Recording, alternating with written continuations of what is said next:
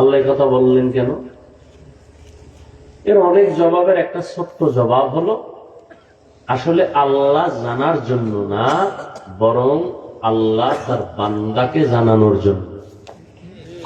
আল্লাহ তো আগের থেকেই জানেন, বান্দাকে জানানোর জন্য যে তুমি আমলের পরীক্ষা দিয়া নিজেই ফলাফল নির্ণয় করো, তুমি কি পাস করবা না ফেল করবা। তাহলে আল্লাহ আমলের পরীক্ষা করে দিবেন। এই পরীক্ষায় কে পাস করবে কে ফেল করবে এটা আল্লাহ তো জানেন, কিন্তু বান্দাকে জানানোর জন্য। উদাহরণটা কেমন? ক্লাসের মধ্যে ছেলেও আছে মেয়েরাও আছে। ক্লাস মাস্টার প্রশ্ন করলেন, এই ছেলে মেয়েরা বলো বাংলাদেশ স্বাধীন হয়েছে কত সালে? তো ক্লাসের মধ্যে first boy, second boy, third বয় আছে না নেই? কিছু ছাত্র আছে, ছাত্রী আছে কি পড়ে না, খালি ঘুরে।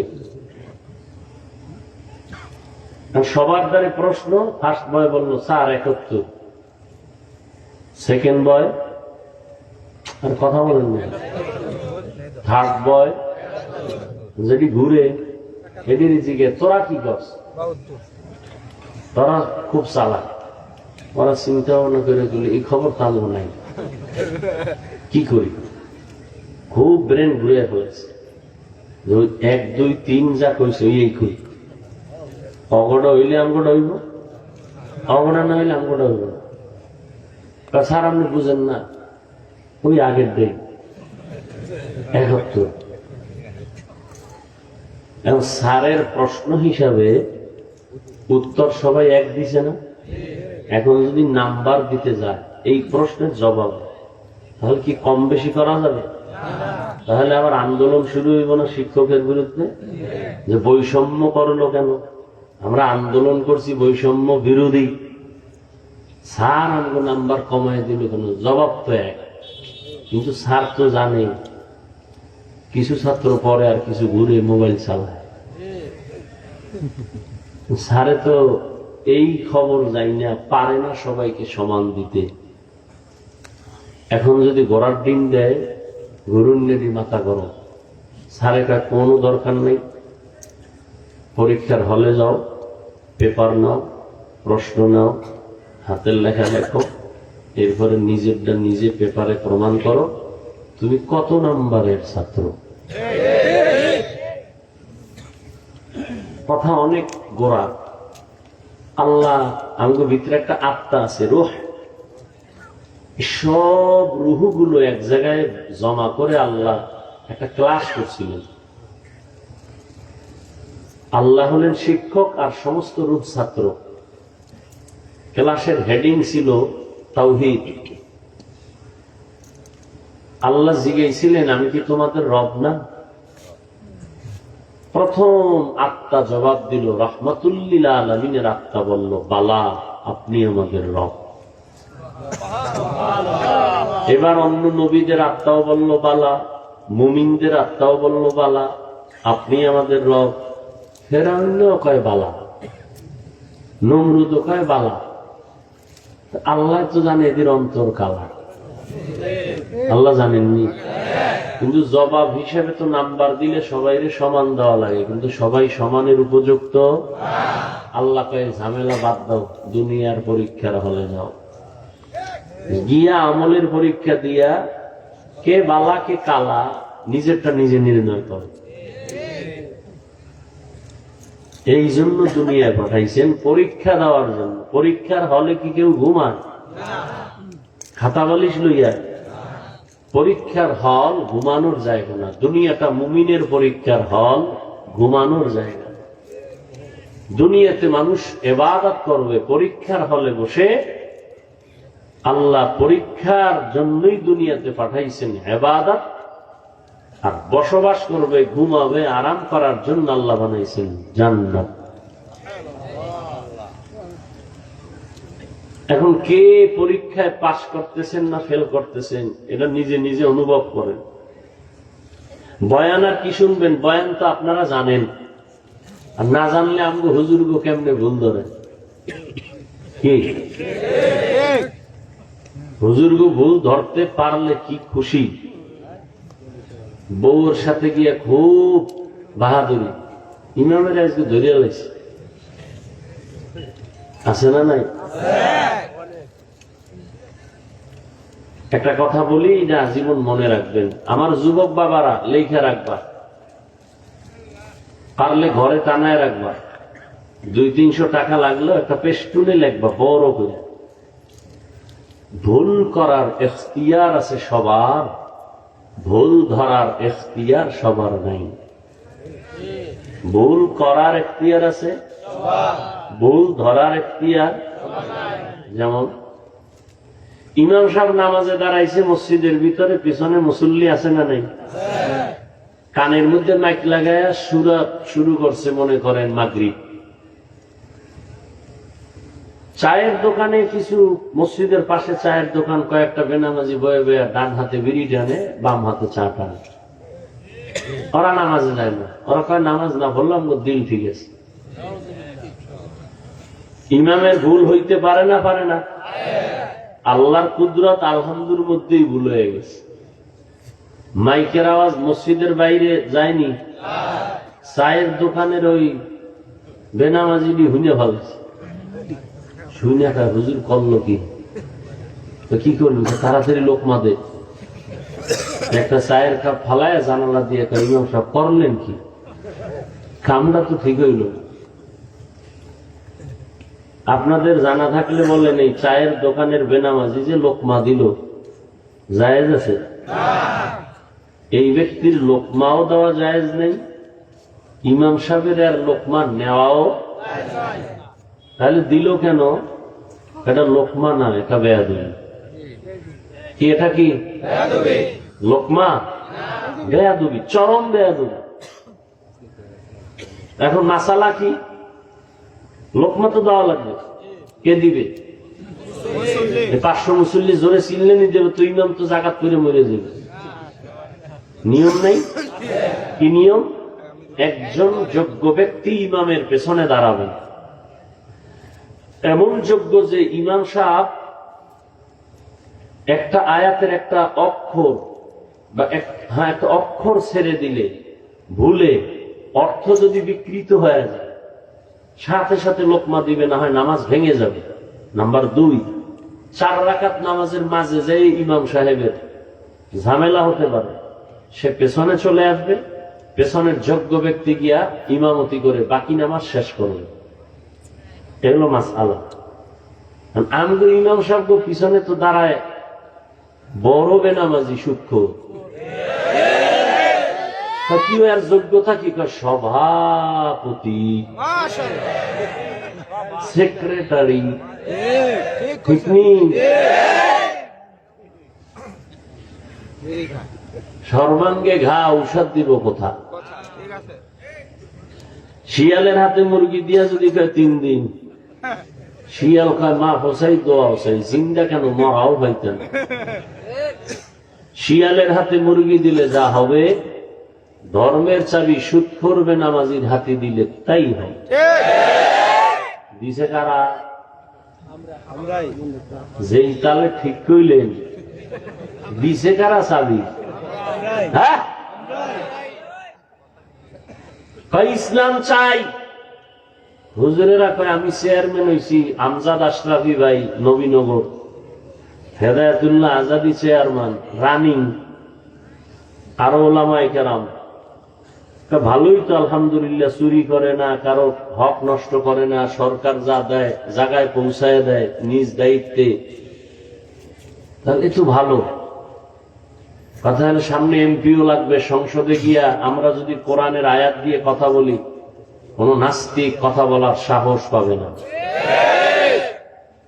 হ্যাঁ ঠিক, তাহলে ভোট দেওয়া লাগবে। হ্যাঁ তাও ঠিক। ভোটের আগের রাইতে সব চান্দুরা হাদিয়া খাইয়া কেবলা ঘুরে গেছে, এটাও ঠিক। মর মর সব ঠিক হইলে আর বাইসা থেকে লাভ।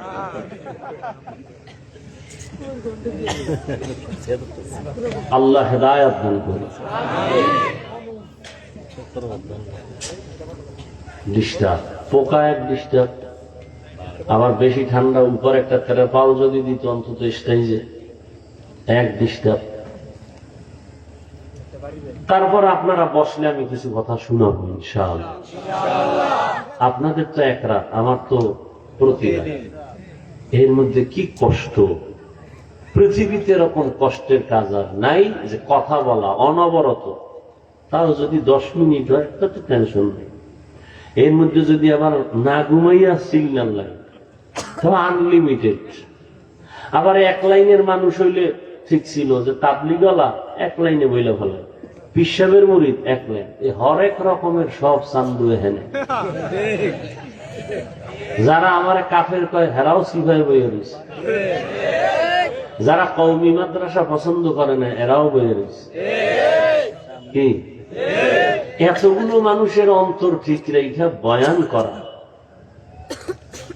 তাও আবার না দেখা মুখস্থ একটা কথা যদি উল্টো পাল্টা কয় দাওয়াত আলহামদুলিল্লাহ, কয় আমনের বাড়ি, কয় নাউজুবিল্লাহ, তা তো উপায় নেই। গতকাল আমার ভাই বয়ান করছে এদিকে কোথায় জানে, সেখানে আবার নাকি কি স্লিপ দিছে, রাজনীতির ওয়াজ করা যাবে না।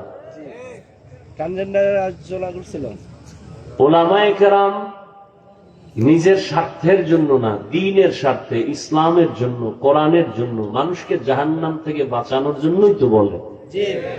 সেখানে যদি কেউ বাধা প্রদান করে তার ঈমান দুর্বল। আরে বাধা কেন? ওই যে একটু আগে বলছি শিয়ালের হাতে কি। আরে ভাই এখানে কোরআনের ওয়াজ হবে, ওলামায়ে কেরাম বয়ান করবে, কিন্তু উপরে বিশাল বড় নাম লেখা বড় সুদখোর সভাপতি। কেন? কোরআনের মাহফিলে কোরআন বুঝনেওয়ালার মতো এক ব্যক্তি থাকবে, আলেম সভাপতি। এমনি মেহমান আসুক, কোন নেতা আসবে, কোন চেয়ারম্যান আসবে, এমপি আসবে, প্রশাসনের কেউ আসবে, ওয়েলকাম। তাদের জন্য সুন্দর ব্যবস্থা থাকবে বসার, আপ্যায়নের। কিন্তু পোস্টারে উলামায়ে কেরামের উপরে নাম দেওয়া এটা উচিত না।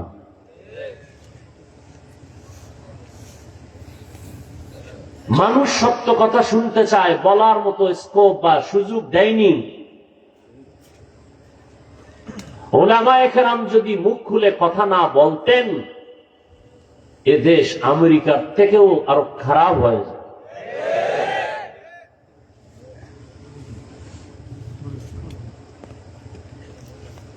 রাজনীতির ওয়াজ করবে না মানে? পৃথিবীতে রাজনীতির শ্রেষ্ঠ কিতাব কোরআন শরীফ। আমার কথাগুলো যুবকরা খেয়াল করো বাবা, পৃথিবীতে শ্রেষ্ঠ রাজনীতির কিতাবের নাম কোরআন শরীফ। আচ্ছা, যারা বলে রাজনীতি নাই, হ্যাঁ, তোমার পচা ধান্দাবাজি নাই ইসলামে। ইসলামে পবিত্র রাজনীতি আছে না নেই? যারা বলে নাই তারা কি বুঝায়? যে ইসলাম সর্বদিক থেকে কমপ্লিট, রাষ্ট্রের ব্যাপার ইসলাম দুর্বল, কোরআন শরীফ দুর্বল। আমরা কি দুর্বল কোরআন মানি? রাষ্ট্রের ব্যাপারে কোরআনে সমাধান নাই?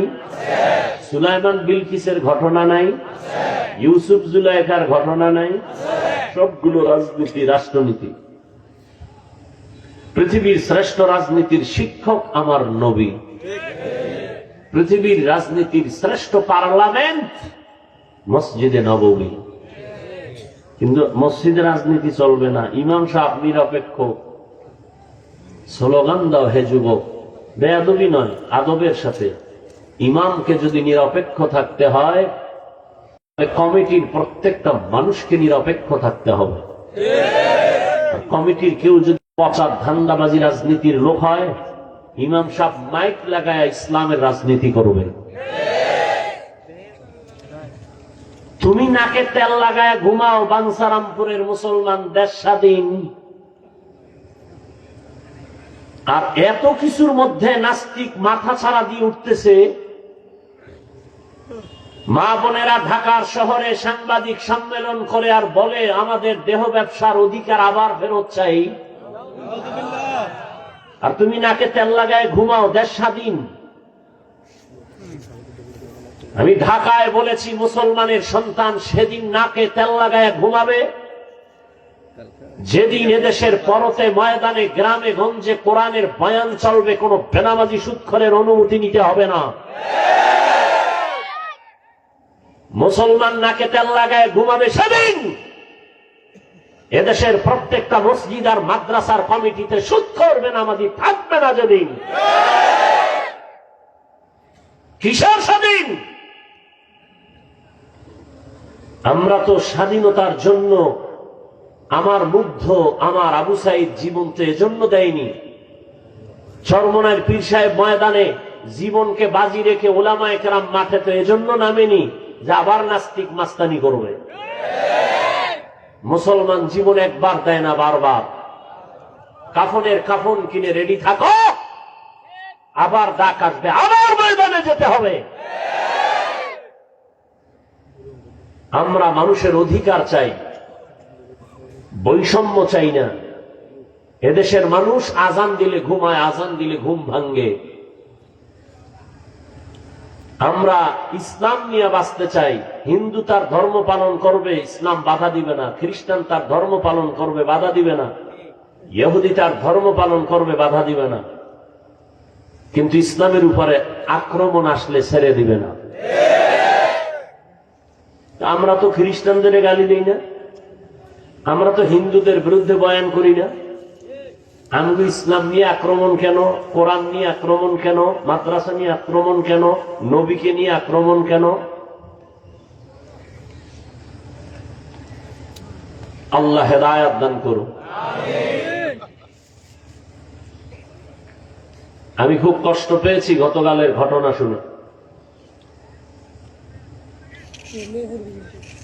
এটা উচিত হয়। আর আপত্তিকর, কোরআন সুন্নাহর বাইরে কিছু বলে নাই, আমি যতটুকু জানছি।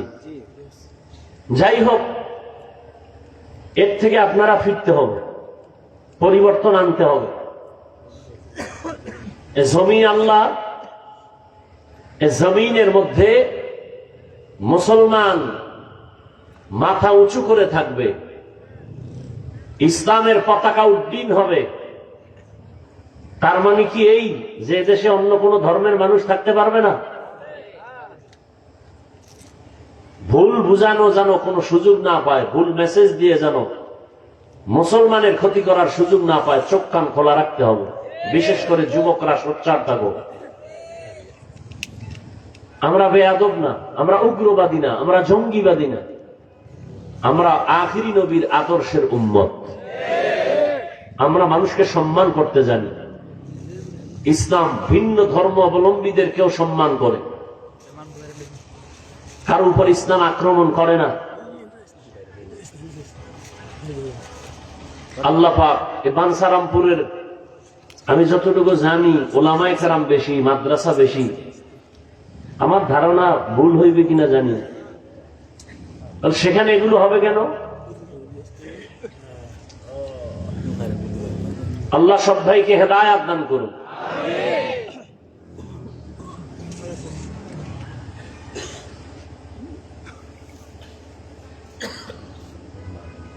জনগণ যদি বলে আমরা সুদখোরকে মুরব্বী মানাবো ভোট দিয়া, না আলেম কি ভিডিওভিডি করবেন? ওলামায়ে কেরাম কোনদিন ভিডিওভিডি করে না, মানুষকে বুঝায়, ভাই এইটা ভালো এটা খারাপ, কি এই তো আমগো কাম।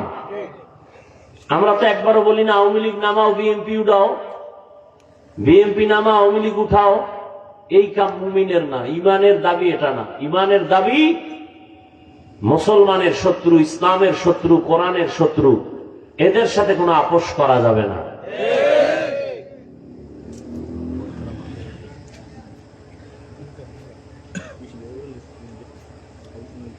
তো যাই হোক, আল্লাহ পাকের যে আয়াত আমি কোরআন থেকে পড়েছি, আল্লাহ মানুষ বানাইছেন এক কাজের জন্য, ইবাদত। কার ইবাদত? আপনাদের ঘুম আসতেছে? রাতে কেউ ঘুমায়? যদি কেউ ঘুমায় এটাও মিছা কথা। বাঙালির ঘুম জবাই করেছে গজবের মোবাইল।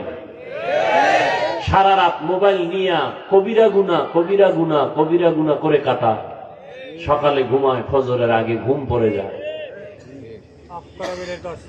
এখানে যতক্ষণ বসে থাকবেন ইনশাআল্লাহ একটা গুনাহ লেখা হবে না, নেক লেখা হবে। এটা এমন একটা ময়দান, থার্ড ক্লাসের বিছানায় বসেছেন কিন্তু আপনাদের মর্যাদা সর্বোচ্চ ফেরেশতার থেকে দামি। আল্লাহ ঘোষণা দিয়েছেন, ফেরেশতা বলে দাও এই প্যান্ডেলে যারা বসছে তাদের জীবনের সব গুনাহ মাফ।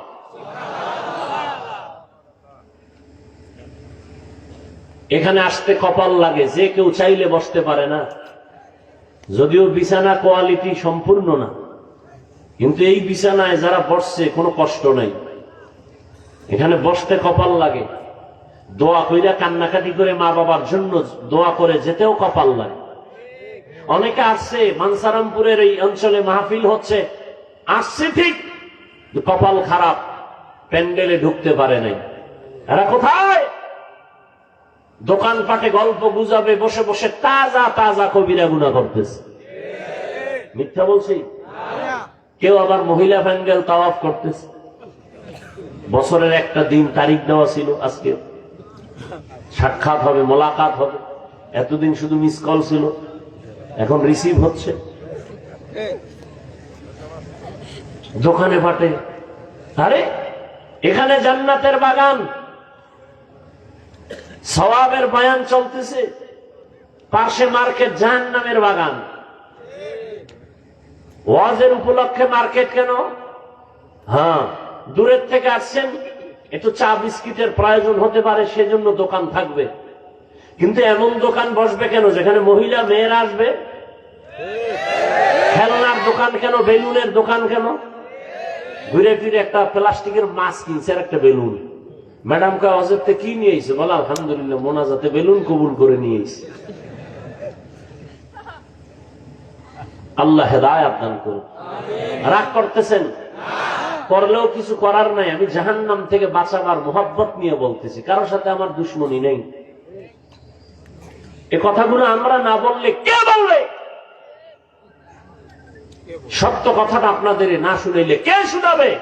মানবেন কিনা সেটা আপনাদের ব্যাপার, বলবো কি বলবো না সেটা আমার ব্যাপার। ওখানে কবিরা গুনাহ হচ্ছে, তাজা তাজা, ওই গুনার দায়ভার কে নিবে? আল্লাহ হেদায়েত দান করুন। বাংলাদেশে উল্লেখযোগ্য একটা জায়গা আমি পেয়েছি, লক্ষ লক্ষ লক্ষ লক্ষ মানুষ বসে থাকে, হাজারো শত দোকান, খেলনার দোকান নেই। এই 3, 3.5 দিন 4 দিন পর্যন্ত মানুষ ওখানে চাইলেও দুনিয়া পায় না। একটা মহিলা নয়, একটা যুবতী নয়, একটা বাচ্চা মেয়েকেও লক্ষ লক্ষ মানুষের ওই প্যান্ডেলে পাওয়া যায় না। কোথায়? যাই খুঁজে দেখে ঘুরতে তো কত জায়গায় গেলা, একবার যাইও। আল্লাহ সবাইকে হেদায়েতের দৌলত দান করেন। তো ইবাদত করব কার?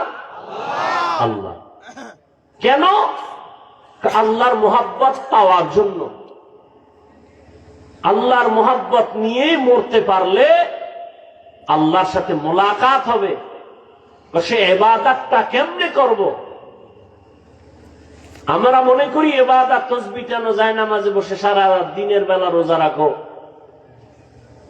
না, ইবাদত একটা চাদরের নাম। পুরা জিন্দেগি ইবাদতের চাদরে আবৃত। এক কথায় মানুষ দুনিয়াতে আসার থেকে মৃত্যু পর্যন্ত যা করবে সব ইবাদত। ব্যবসা করবেন ইবাদত, চাকরি করেন ইবাদত,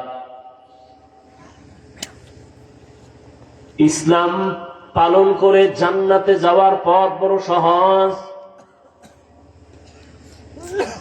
অনেকে মনে মনে ভাবে হুজুর না হইলে বুঝি জান্নাতের পথ খোলা নাই, আলেম না হইলে বুঝি জান্নাতের পথ খোলা নাই। না, আমি এখানে আলেম হইয়া বয়ান করে যে পুরস্কার আল্লাহ থেকে পাবো, আপনারা আলেম হন নাই, আপনারা সহযোগিতা করেছেন, টাকা পয়সা দান করেছেন, আল্লাহ আপনাদেরও সেই পুরস্কার দান করবেন। আপনি ব্যবসা করবেন ইবাদত, চাকরি করবেন ইবাদত, তবে মন গড়া না। দুইটা শর্তের বিনিময়ে জীবনে যা করবেন সব ইবাদত। আল্লাহ এ কথা বলে নাই দুনিয়াদারি বাদ দিয়া শুধু জিকির করো, তেলাওয়াত করো, নামাজ পড়ো না। তুমি ব্যবসা করো, চাকরি করো, লেখাপড়া করো, এর মধ্য দিয়া আল্লাহকে ডাকো, এই হলো তোমার জীবনের বড় ইবাদত, বড় পাওয়া। ব্যবসা যদি আল্লাহর নাম ঠিক রেখে ব্যবসা করো, তাহলে তোমার ওই ব্যবসাটাও জান্নাতে যাওয়ার পথেও হয়ে যাবে। আপনি চাকরি করেন, আল্লাহর হুকুম ঠিক মতো মেনে, নবীর আদর্শ মেনে যদি চাকরি করেন, আপনার চাকরিটাও নামাজ পড়েন, জিকির করেন, আল্লাহর মোহাব্বত নিয়ে চলেন, চাকরির মাধ্যমে জান্নাতের দরজা খুলে যাবে। জীবনে যা করবেন সব ইবাদত, তবে আল্লাহর সন্তুষ্টির জন্য হতে হবে রসুলের আদর্শ অনুযায়ী।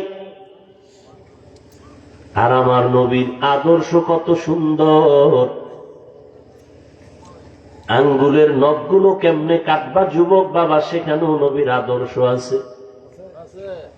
জুতা দুইটা পায়ে কেমনে পরবা, সেখানেও নবীর আদর্শ।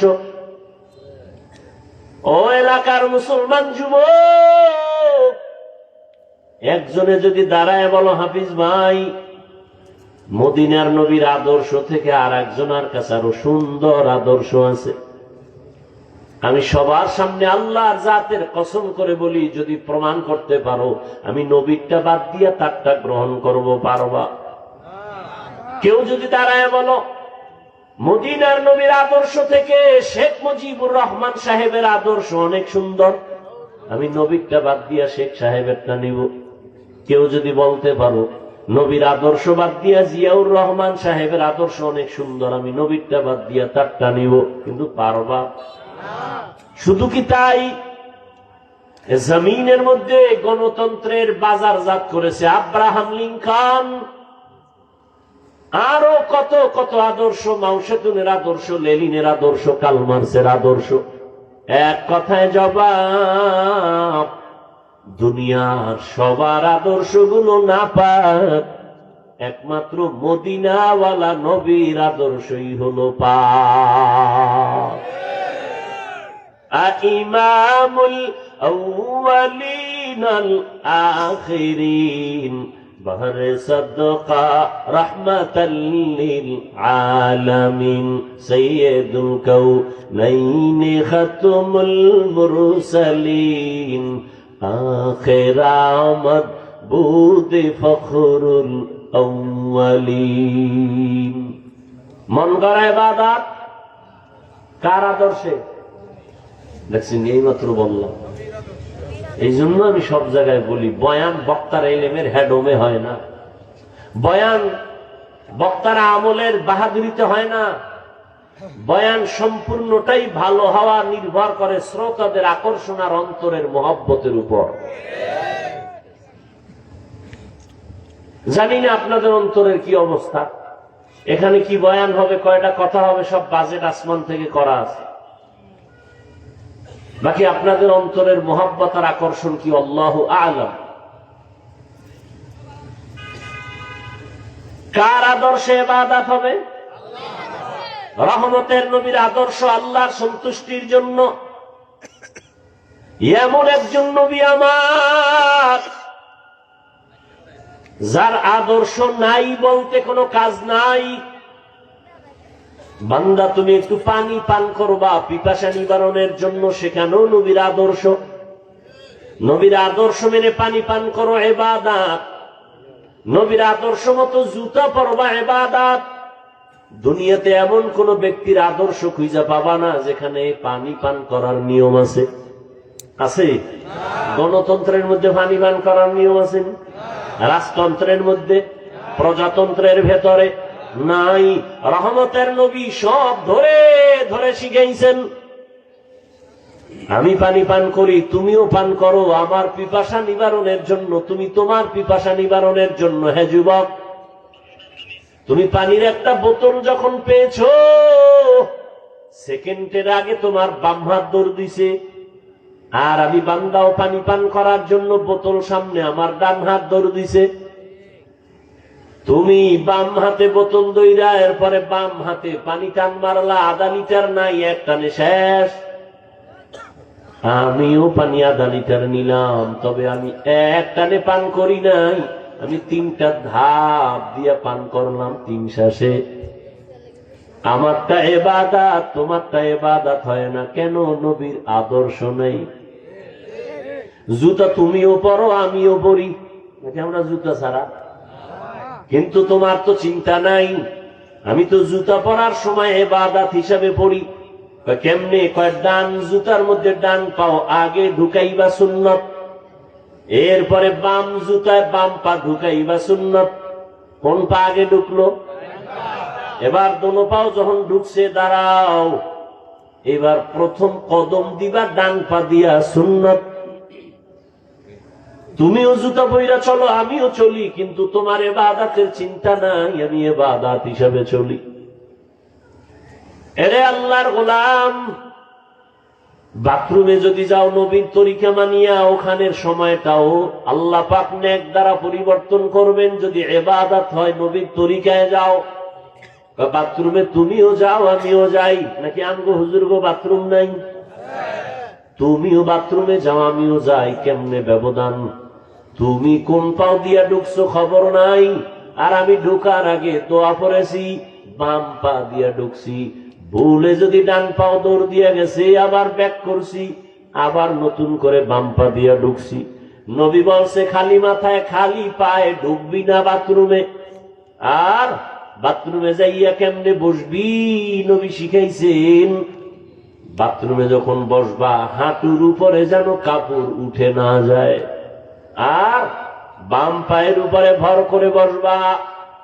দোয়া পইরা ঢুকবা, কারণ বাথরুম হলো শয়তানের আড্ডাখানা। টুপি ছাড়া ঢুকবা না, মাথা খালি রাখবা না, হয়তো একটা কাপড় দাও গামছা দিয়া ঢুকো, খালি মাথায় ঢুকবা না, খালি পায়ে ঢুকবা না। দোয়া পইরা ঢুকবি, বাথরুমে কোনো দুর্ঘটনা হবে না। অনেকে বাথরুমে দুর্ঘটনা হয় না, আর জুতো ভরার টাইম আছে নি, নিম্নচাপ শুরু হয়ে গেছে, দরজা খুলে রাখা আগেই যেই তেলে খাইছে গরুর মতো হাটে আর চাটে। আল্লাহ হেদায়াত দান করেন। রহমতের নবীর আদর্শ মতে বাথরুমে যাও ইবাদত, ব্যবসা করবা ইবাদত। নবীর আদর্শে কেমনে ব্যবসা করব? দোকানে বড় করে লেখো বিক্রি করা মাল অবশ্যই ফেরত নেওয়া হয়। যদি লেখো ফেরত নেওয়া হয় না, বুঝা গেল তুমি ধোঁকাবাজ। ধোঁকাবাজ আল্লাহর ইবাদত করে না, মানুষকে ধোঁকা দেয়। নবীর তরিকায় ব্যবসা করো, কাস্টমারের সাথে কখনো ভুলেও মিথ্যা কথা বলবা না। তুমি একটা লুঙ্গি কিনে আনছো ঢাকার থেকে, বাঞ্ছারামপুর বাজারের দোকানে কিনছো 150 টাকা, দোকান পর্যন্ত আসতে আরো লাগছে 20 টাকা খরচ। কাস্টমার যদি বলে ভাই লুঙ্গি কিনছেন কত, তুমি যদি বলো 120 বা 150 বা 170, 20 টাকা যে খরচ, এটাকেও তুমি কিনার মধ্যে মিলাইছো, হালাল নাই, হারাম হয়ে গেছে। আর যদি বলো না আমি 150 টাকা লুঙ্গি কিনছি, 20 টাকা খরচ, তুমি আমারে 30 টাকা লাভ দাও, ওই কাস্টমার মরণ পর্যন্ত তোমারে ভুলবে না। 2 টাকা বেশি লাগলেও তোমার কাছে আসবে, কারণ লোকটা মিছা কথা কয় না। আবার লুঙ্গি নিয়ে কয় ভাই ফেরত নেও, টাকা দাও। কেন কেন নাই? নেও, টাকা ফিরায় নাও, লুঙ্গি ফিরায় দাও। নবী বলেন ওই যে লুঙ্গি ফিরায় রাখছো, টাকা ফিরায় দিছো, লোকটা খুশি। তুই কি পাইলি? তুই ওই লুঙ্গিটা দান করলে যে সওয়াব, ওই সওয়াব আল্লাহ তোরে দিয়ে দিবি। আর কি বরকত ব্যবসায়ীর জন্য। নবী বলেন আত-তাজিরুস সুদুকুল আমিন মা'আন নাবিয়্যিনা ওয়াস সিদ্দিকিনা ওয়াশ শুহাদা। কিয়ামতের দিন আমি নবীর সাথে তুমি জান্নাতে থাকবা। দেখছেন নি ভাই, ব্যবসা করে কি জান্নাতে যাওয়া যাবে না? রাস্তা নাই, তুমি করো আকাম, তো কেমনে জান্নাতে যাবে? 1 নাম্বার 2 নাম্বার সব উল্টা পাল্টা করে ফেলো। মানুষের সাথে মিথ্যা তো কয়, আবার কসমও খায় মিথ্যার উপর। আল্লাহ হেদায়েত দান করুন। ইমামে আজম আবু হানিফা নাম শুনছেন? তিনি কাপড়ের ব্যবসা করে, বিশাল কাপড়ের দোকান। কাপড়ের ভাঁজ কইরা পাইকারি নিয়ে আসছেন, দোকানে এসে মিলে দেখে একটা কাপড়ের মাঝখানে ছেঁড়া, কাপড়টা আলাদা রাখছে চিহ্ন দিয়া। কর্মচারীরে কইছে এই কাপড়টা যদি কেউ নিতে চায় বইলা দিস, একটু ছিদ্র আছে, টাকা কিছু কমায় নাও। লোকে কাপড় নিয়ে গেছে, ওই ত্রুটি যে ছিল ওটা বলতে মনে নাই। ইমাম আবু হানিফা এসে কয় কাপড়টা কই? কয় বিক্রি হয়ে গেছে। বলছিলানি কাপড়ে ঝামেলা আছে? কয় মনে নাই। এবার টাকা দিয়া লোক নামায় দিছে, বাজারে এলান করো আবু হানিফার দোকান থেকে কে একটা লুঙ্গি নিছো অমুক দিন, তাড়াতাড়ি কাপড় ফেরত দাও, তোমার কাপড়ের মধ্যে সমস্যা আছে, টাকা কিছু ফেরত পাইবা। এইটা বইলা বইলা বাড়ায়। এর নাম হলো আল্লাহর ভয়, তাকওয়া, এর নাম ইবাদত। এজন্যই তো আবু হানিফার নাম সারা দুনিয়া জুড়ে স্মরণ হয়। লাকাদ জানাল বিলাদা ওয়া মান আলাইহা ইমামুল মুসলিমিনা আবু হানিফা। বু হানিফা বুদ ইমামে বাসফা, হাসে রাজে উম্মতানে মুস্তফা। ইবাদত কার জন্য? জোরে বলো। কার আদর্শে? মদিনাওয়ালা নবীর আদর্শে। কিন্তু মা বাবার বরদোয়া নিয়া না, মা বাবা বরদোয়া নিয়া না, সাবধান। নফল নামাজে দাঁড়াইছো, আম্মা জান যদি ডাক দেয়, কঠিন ভাবে যদি ডাক দেয়, নামাজ বাদ দিয়া মায়ের ডাকে সাড়া দিতে হবে, এটাও ইবাদত। মা বাবার খেদমত করো, ইবাদত। কি কেমন মা বাবার খেদমত? আল্লাহ কয় আমার পরে মা বাবার ইবাদত। মা তোমাকে এখন ডাক দিছে, তুমি নফল নামাজে দাঁড়ানো, নামাজ ছেড়ে দাও, মায়ের ডাকে সাড়া দাও। কারণ মা যদি বেজার হইয়া যায়, মক্কায় হজ কইরাও তোর কপালে আগুন। আল্লাহর এক বান্দা আবেদ যুবক এমন ইবাদতে মজা পাইছে, এখন এলাকায় মজা বাদ দিয়া কয় না, মসজিদে ঢুকি কলিজা ঠান্ডা, বের হইলে বেপরদা।